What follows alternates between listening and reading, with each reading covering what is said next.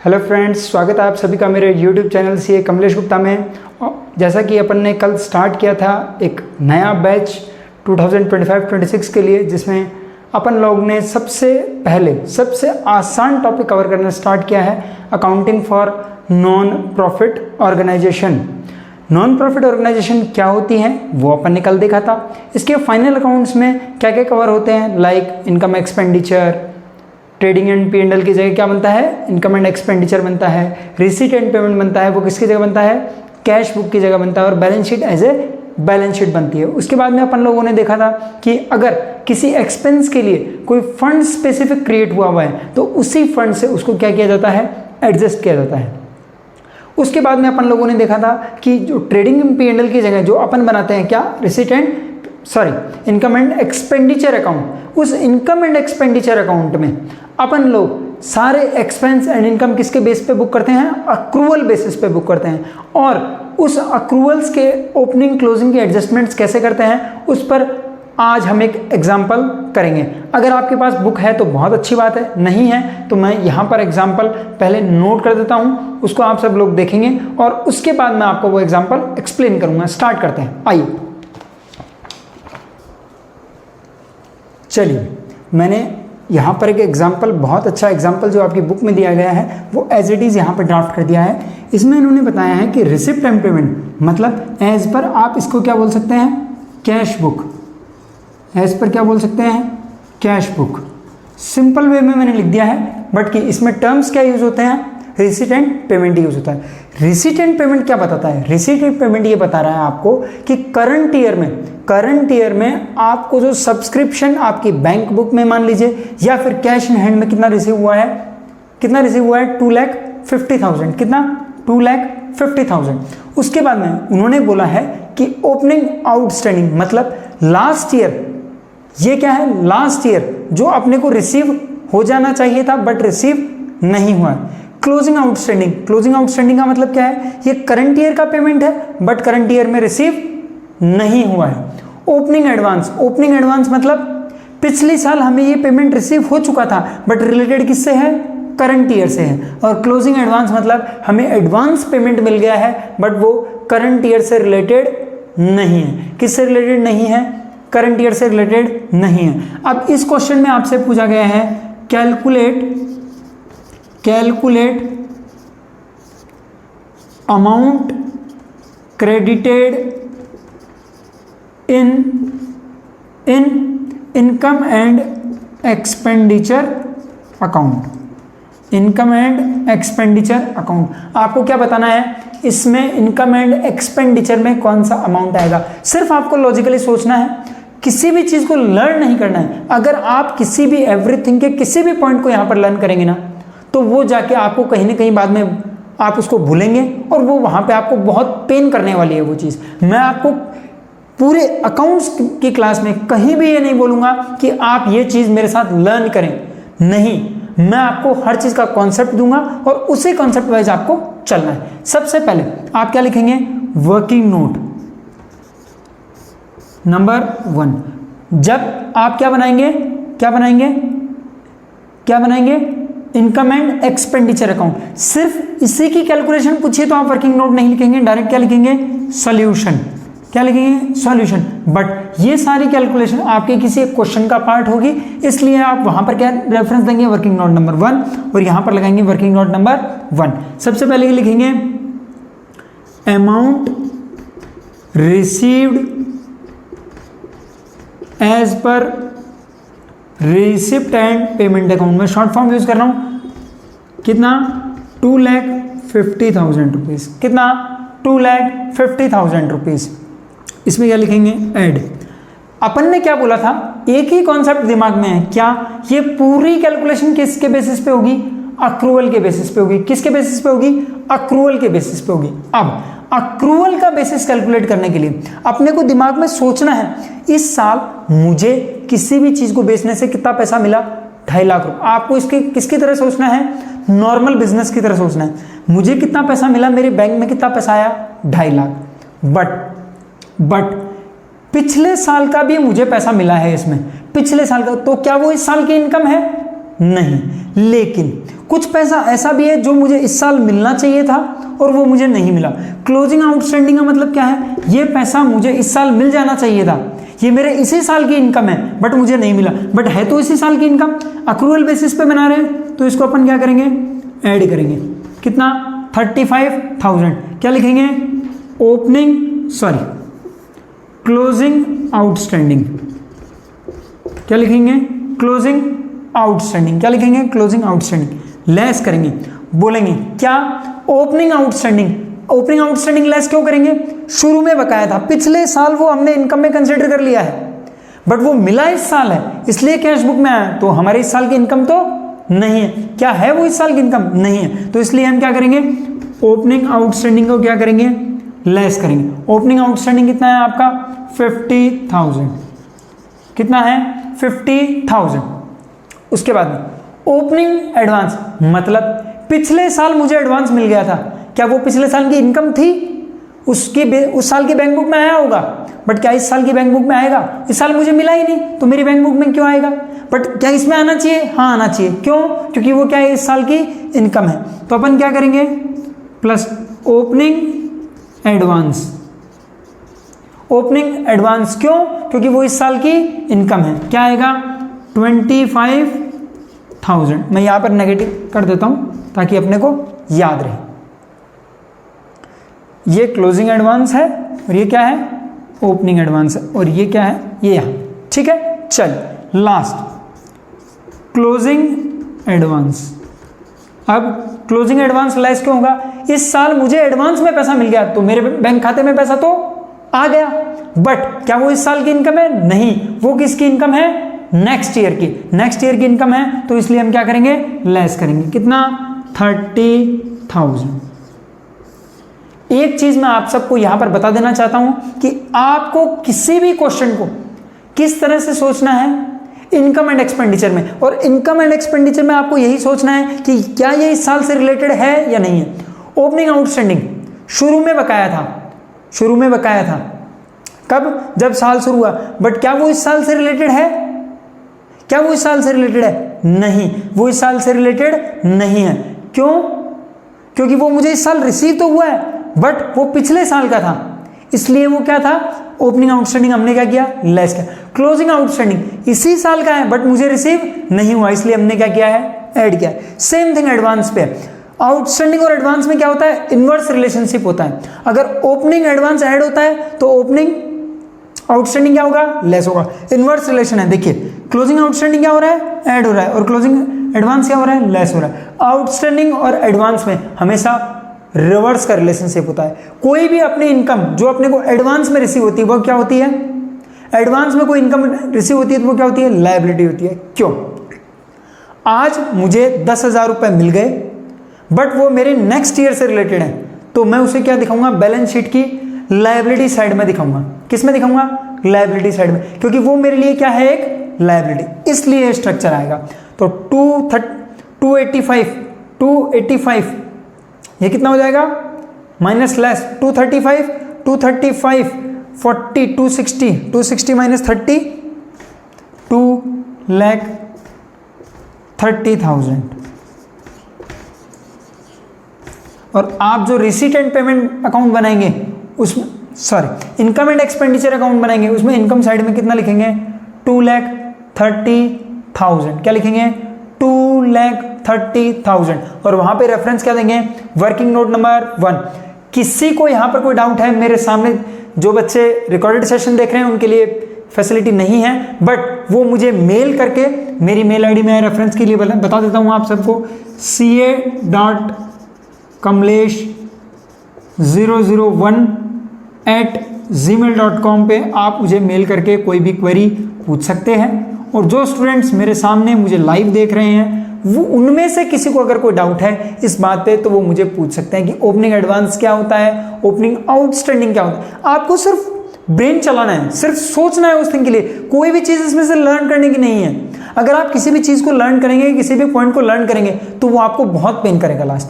ये आपका एक एग्जाम्पल था जिसमें मैंने आपको बताया कि कोई भी, मैंने तो ये आपको किस चीज़ का एग्जाम्पल दिया, सब्सक्रिप्शन का, बट हो सकता है सब्सक्रिप्शन की जगह हो सकता है कोई फीस हो, कोई चार्जेस हो, नाम अलग हो सकता है, बट कैलकुलेशन का पार्ट क्या रहेगा, सेम रहेगा। कैलकुलेशन का पार्ट क्या रहेगा, सेम रहेगा। चलिए इसके बाद आज अपन एक छोटा सा क्वेश्चन और देखते हैं, जिसमें अपना बेसिक जो रिसीट एंड पेमेंट अकाउंट है और इनकम एंड एक्सपेंडिचर अकाउंट है, उसका डिफरेंशिएशन जो है वो हमारे माइंड में कहीं ना कहीं क्लियर आउट होगा। मैं जिसके पास बुक है उसको मैं बता देता हूँ, इलस्ट्रेशन नंबर 2 है, नहीं है तो मैं यहाँ पर आपके लिए पूरा रिसीट एंड पेमेंट और पूरा इनकम एंड एक्सपेंडिचर ड्राफ्ट करने वाला हूँ। ठीक है, चलिए भाई जिसके पास बुक नहीं है उसके लिए मैंने पूरा एग्जाम्पल यहाँ पे ड्राफ्ट कर दिया है। ठीक है, उन्होंने बोला है रिसीट एंड पेमेंट अकाउंट है, आपकी बुक में दिया गया है, जिसमें बोला है बैलेंस ब्रॉट डाउन, मतलब लास्ट ईयर का जो बैंक से बैलेंस कैरी हो गया है वो 3200 है, सब्सक्रिप्शन 22,500 है, फीस इतना है, डोनेशन इतना है, रेंट इतना है, सेल ऑफ इन्वेस्टमेंट इतना है, salary, rent, bill, tax, printing, sundry expenses, अगर डाउट हो तो मैं एक्सपेंसेस लिख देता हूँ यहाँ पे, बुक परचेज्ड है, गवर्नमेंट बॉन्ड है, एफडी इन बैंक। चलिए क्वेश्चन स्टार्ट करने से पहले मैं आपको बताता हूँ इसमें कोई भी एडिशनल इन्फॉर्मेशन नहीं दी गई है। उसके साथ मैं आपको एक चीज़ पूछना चाहता हूँ, जो मेरे सामने स्टूडेंट बैठ रहे हैं और जो नहीं बैठे हैं वो अपने माइंड में उस चीज़ को सोच सकते हैं। किसी भी इन्वेस्टमेंट को परचेज करना क्या कोई एक्सपेंडिचर है? किसी भी इन्वेस्टमेंट को परचेज करना क्या कोई एक्सपेंडिचर है? नहीं। बहुत अच्छे, क्या नाम है बच्चे आपका? Rahul, very good Rahul. इन्होंने बोला है कि किसी भी इन्वेस्टमेंट को परचेज करना कोई एक्सपेंडिचर नहीं है। क्यों? क्या वो, मान लीजिए मेरा अकाउंट आज एक्सिस बैंक में है और मैं एक्सिस बैंक में एक एफडी ओपन करता हूँ 50,000 रुपीज़ की, तो मेरा पैसा सेविंग से निकल के किस में आता है? एफडी में। एक डेबिट की एंट्री आएगी, दूसरी क्रेडिट की एंट्री आएगी, बट क्या वो दोनों अकाउंट मेरे ही हैं? यस। क्या वो सेम बैंक है? यस। अगर वो अदर बैंक भी होता तो उससे भी कोई फर्क नहीं पड़ता। तो क्या वो एक्सपेंडिचर है? नहीं। एक्सपेंडिचर कैसे हो सकता है? अगर पैसा मेरे पास ही है तो मैं तो उसको क्या कर रहा हूँ, फ्यूचर के लिए सेव कर रहा हूँ, तो वो कभी भी एक्सपेंडिचर नहीं होता है। किसी भी एसेट्स को परचेज करना नहीं होता है। क्यों नहीं होता है? मैं आपको आइए एक एग्जाम्पल से बताता हूँ क्यों नहीं होता है। बिकॉज कोई भी एक्सपेंडिचर वो होता है जिससे अपनी बैलेंस शीट इंपैक्ट होती है, जिससे अपनी क्या होती है, बैलेंस शीट इंपैक्ट होती है। क्या किसी इन्वेस्टमेंट से मेरी कोई बैलेंस शीट पे इंपैक्ट आएगा? कोई मेरी एसेट लायबिलिटी में कुछ चेंज होगा? नहीं होगा। देखो मेरी टोटल एसेट उतनी रहेगी और मेरी कोई भी लायबिलिटी कम या ज्यादा नहीं होगी। देखना कैसे, मान लीजिए ये लीजिए, मैंने आपके लिए मार्कर चेंज कर दिया है। ये मेरी क्या है, इस बैलेंस शीट का इस क्वेश्चन से कोई लेना देना नहीं है। बैलेंस शीट में मैंने क्या लिखा है, कैश 10,000, बैंक 50,000। इधर सिंपली मैं लिख देता हूं कैपिटल 60,000। बैलेंस शीट का टोटल कितना है, 60,000 और 60,000। मैंने क्या किया, ये मेरे बैंक में किस में पड़ा है, सेविंग में पड़ा है। ये पैसा किस में पड़ा है, सेविंग में पड़ा है। अब मैंने क्या किया, इसको मैंने 40,000 रुपीज़ की एफडी कर दी। नई बैलेंस शीट क्या बताएगी, कैपिटल क्या रहेगी, सेम। इधर मेरे पास कैश क्या आएगा, 10,000। सेविंग बैंक में पैसा कितना है, कितना रहेगा, 10 के। एफडी 40 के। क्या मेरी किसी भी लायबिलिटीज में कोई चेंज आया है? नहीं। इसलिए किसी भी इन्वेस्टमेंट को क्रिएट करना मेरे लिए क्या नहीं है, एक्सपेंडिचर नहीं है। सेम थिंग, कोई भी एसेट परचेज करना मेरे लिए क्या नहीं है, एक्सपेंडिचर नहीं है। क्यों? क्योंकि उससे मेरी भी किसी भी लायबिलिटी पे चेंज नहीं आएगा। कैसे? मान लीजिए सेम एग्जांपल में मैं बोल देता हूं, मैंने कोई बिल्डिंग परचेज की है, किसके लिए, मेरी स्कूल के लिए। कितने रुपीज में, 5,000। मान लीजिए ये लीजिए मेरी बैलेंस शीट, सेम मैं बना देता हूं। कैपिटल क्या रहेगी, सेम। कैश कितना, 10 के। मैंने वो पैसा किससे पे किया है, बैंक से पे किया है, सेविंग से पे किया है। अब मेरे सेविंग में कितना बैलेंस रहेगा, 5 के। एफडी कितनी रहेगी, 40 के। शायद मेरे को लग रहा है वीडियो में नहीं आ रही होगी ये बैलेंस शीट, मैं थोड़ी सी दोबारा साइड में बना देता हूँ इसको। चलिए ऊपर बना देता हूँ आपके लिए। यहाँ पे कैपिटल कितना रहेगा, 60 के एज इट इज, कुछ भी चेंज होगा नहीं। कैश कितना आएगा, 10 के।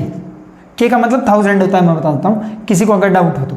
सेविंग से मैंने वो पैसा पे किया है, तो अब सेविंग में कितना 5K, बिल्डिंग कितना 5K, ठीक है, और FD कितना 40K। सिर्फ मेरा फॉर्मेट चेंज हो गया है, मेरा पैसा करंट एसेट से निकल के किस में चला गया है, फिक्स एसेट में, बट मैंने कोई एक्सपेंडिचर नहीं किया। ये कॉन्सेप्ट आपके दिमाग में रहना चाहिए जब भी आप रिसीट एंड पेमेंट से क्या बनाएंगे, इनकम एंड एक्सपेंडिचर अकाउंट बनाएंगे। आइए अब इस क्वेश्चन को अपन क्या करते हैं, अटेम्प्ट करते हैं। यहां पर मैं आपके लिए बनाता हूं income and expenditure account, income and expenditure, okay. यहां पर लिख देते हैं एक्सपेंडिचर रुपीस, इनकम और ये रुपीस। चलिए फटाफट से एक एक को देखेंगे। बैलेंस ब्रॉट डाउन, कोई इनकम एक्सपेंडिचर नहीं है, सब्सक्रिप्शन मुझे मिला है, तो कितना आएगा 25,000 क्या आएगा सब्सक्रिप्शन। फीस मेरे को रिसीव हुई है 1250 फीस। उसके बाद नेक्स्ट डोनेशन 2500 रुपये का मुझे मिला है, ऑब्वियसली मेरी इनकम है, तो क्या आएगा डोनेशन। उसके बाद में रेंट मुझे मिला है, ऑब्वियसली आएगा रेंट 750।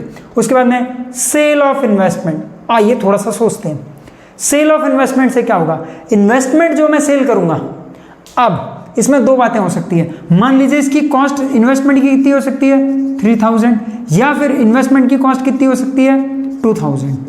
अब यहां पे कुछ भी मेंशन नहीं है, मैं ये मान रहा हूं जब भी क्वेश्चन साइलेंट होगा तो आप क्या मानेंगे, सेल ऑफ इन्वेस्टमेंट की cost price as it is क्या है सेल प्राइस है, क्योंकि मुझे यहाँ पे नहीं बताया गया तो मैं कॉस्ट प्राइस और सेल प्राइस का मान रहा हूँ सेम मान रहा हूँ। अगर कॉस्ट और प्राइस सेल प्राइस सेम है तो क्या मेरी बैलेंस शीट की लायबिलिटीज में कोई इंपैक्ट आएगा, नहीं आएगा। क्यों, मेरा इन्वेस्टमेंट से पैसा किस में आ गया है, कैश में आ गया, सिर्फ लॉन्ग टर्म से पैसा किस में आ गया है, करंट लायबिलिटीज में, बाकी मेरी लायबिलिटीज में कुछ भी चेंज नहीं आएगा, इसलिए इसका मेरे इनकम एक्सपेंडिचर पे कोई भी इंपैक्ट नहीं आएगा। सेम अगर मैं बात करता हूं, अगर इसकी कॉस्ट कितना है 2000, अगर इसकी कॉस्ट कितना 2000 है तो प्रॉफिट कितना है 1000, तो फिर वो प्रॉफिट यहां पे आएगा profit on sale of investment. उससे क्या होगी, मेरी कैश इंक्रीज होगा, बिकॉज मेरा इन्वेस्टमेंट कितना कम होगा 2000 और कैश कितना आएगा 3000, तो वो जो डिफरेंस है वो कहां पे आएगा, यहां पे आएगा। बट यहां पे कॉस्ट नहीं बताया इसलिए मैं इसको यहां पर नहीं लिख रहा हूं, ठीक है। चल नेक्स्ट आइटम, सैलरी। सैलरी मेरा खर्च होगा कितना 1500, रेंट कितना आएगा 800, बिल कितना आएगा 3500, टैक्स 1700, प्रिंटिंग कितना आएगा 380। उसके बाद में सन्ड्री एक्सपेंसेस हाउ मच 920। उसके बाद में बुक, अब ये बुक क्या है, बुक क्या है, एसेट परचेज की है मैंने, क्या परचेज किया है एसेट। हो सकता है बुक में 3-4 साल काम में लेने वाला हूं, हो सकता है मेरी लाइब्रेरी हो। अब यहां पे कहीं भी डिस्क्लोज नहीं किया है किसका बिजनेस क्या है, मैं मान रहा हूं किसका क्या है लाइब्रेरी, बुक क्या है एसेट। आप वर्किंग नोट लगाएंगे, हमने क्या माना है बुक एज ए एसेट, इसलिए हमने इसमें कोई भी ट्रीटमेंट नहीं किया।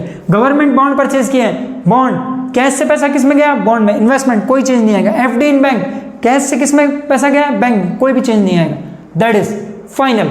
चलिए भाई फटाफट से इसका मेरे को क्या बता देंगे, सरप्लस या डेफिशिएट। तो सरप्लस आएगा आई थिंक, इसमें क्या आएगा सरप्लस। आज मेरा लगता है कोई भी मार्कर नहीं चल रहा है, कोई भी मार्कर नहीं चल रहा है। और सरप्लस कितना आएगा बच्चे मुझे पीछे से बता रहे हैं 18200, 18200, जो चाहे वो इसका स्नैप ले सकता है भाई। चलिए भाई मुझे लगता है सभी स्टूडेंट्स ने स्नैप ले लिया है। तो आज अपन लोगों ने बेसिक्स को देखते हुए कुछ आगे हम लोग बढ़े हैं, जिसमें अपन ने देखा है कि कोई भी अगर रेवेन्यू हमें दिया हुआ है किसमें रिसीट एंड पेमेंट में, तो अपन उसके अमाउंट को इनकम एंड एक्सपेंडिचर में किस बेसिस पे ले जा सकते हैं, क्या हमारा मेथड होता है। अगर हमें जज करना हो कि वो एसेट है तो एसेट का इनकम एक्सपेंडिचर पे इंपैक्ट क्यों नहीं आता है, बिकॉज क्योंकि उससे किसी भी लायबिलिटी में कोई चेंजमेंट नहीं आता है, उससे किसी भी लायबिलिटी में कोई चेंजमेंट नहीं आता, इसलिए वो किस में नहीं आएगा इनकम एंड एक्सपेंडिचर में। तो ये था आपका एक छोटा सा फॉर्मेट जिसको अपन ने स्मॉल रिसीट एंड पेमेंट को किसमें किया है, इनकम एंड एक्सपेंडिचर में। अब नेक्स्ट में अपन थोड़ा लेवल अप करेंगे, उस अप लेवल के साथ फुल लेंथ क्वेश्चन में अपन क्या करेंगे, इनकम एंड एक्सपेंडिचर में कवर करेंगे और साथ ही साथ बैलेंस शीट में कवर करेंगे। तो आज के लिए इतना ही guys. So thank you very much, thank you for watching the video. अगर वीडियो पसंद आए तो लाइक करें, शेयर करें, कमेंट करें और अपने फ्रेंड्स को जरूर बताएं कि वो अपना एडिशनल टॉपिक, एडिशनल कवरेज यहाँ से स्टार्ट कर सकते हैं। अगर कोई भी डाउट हो तो आप मुझे मेरी मेल आईडी पर मेल कर सकते हैं, वीडियो में कमेंट कर सकते हैं। मैं within as a possible जब भी होगा आपको रिप्लाई जरूर दूंगा। Thank you guys, thank you.